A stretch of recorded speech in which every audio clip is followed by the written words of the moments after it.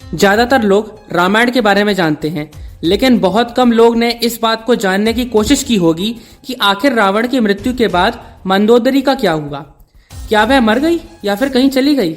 इस सवाल का उत्तर आज हम आपको बताएंगे। हिंदू पुराणों में वर्णित एक कथा के अनुसार एक बार मधुरा नाम की अप्सरा कैलाश पर्वत पर भगवान शिव से मिलने आई।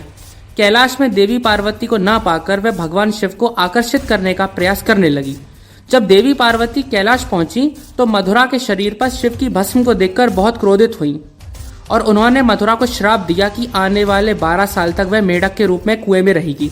उसी दौरान कैलाश में असुरराज मायासुर और उसकी पत्नी कैलाश में तपस्या कर रहे थे। वे दोनों एक पुत्री प्राप्ति के लिए तपस्या कर रहे थे।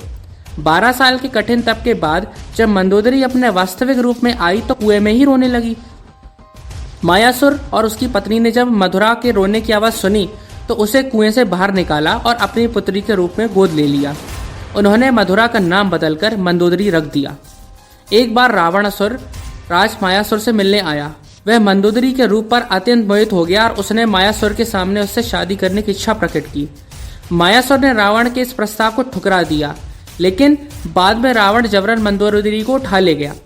मंदोदरी यह बात जानती थी कि रावण एक महान शिव भक्त है और एक शक्तिशाली राजा है और मेरे पिता उसका सामना नहीं कर सकते, इसलिए उसने आखिरकार रावण के साथ लंका चलने का फैसला कर लिया।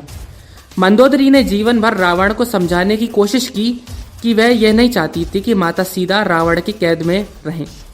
अद्भुत रामायण की माने तो रावण की मौत के बाद वह बहुत दुखी हो गई। तब भगवान राम ने उन्हें समझाया कि वह विश्व विजयी लंकेश की पत्नी थी। उन्हें इस तरह उनकी मौत पर हताश नहीं होना चाहिए। भगवान राम ने लंका के अच्छे भविष्य के लिए उन्हें विभीषण से विवाह करने का सुझाव दिया। भगवान राम के इस सुझाव पर मंदोदरी को क्रोध आ गया। उसने खुद को महल के अंदर बंद कर दिया। जब भगवान राम, माता सीता और हनुमान के साथ अयोध्या आने वाले थे तो उन्होंने एक बार फिर उसे समझाने का प्रयास किया। कई दिनों तक खुद को कैद में रखने के बाद मंदोदरी ने भगवान राम के सुझाव को मानने में ही अपनी भलाई समझी। लंका के उज्जवल भविष्य के लिए उन्होंने हार कर विभीषण से शादी करनी पड़ी। तो दोस्तों, आपकी नज़र में ये कहानी कितनी सच्ची है, हमें ज़रूर बताएं। मेरी नज़र में ये कुछ अराजक तत्वों द्वारा हिंदू धर्म को बदनाम करने की साजिश है। धन्यवाद।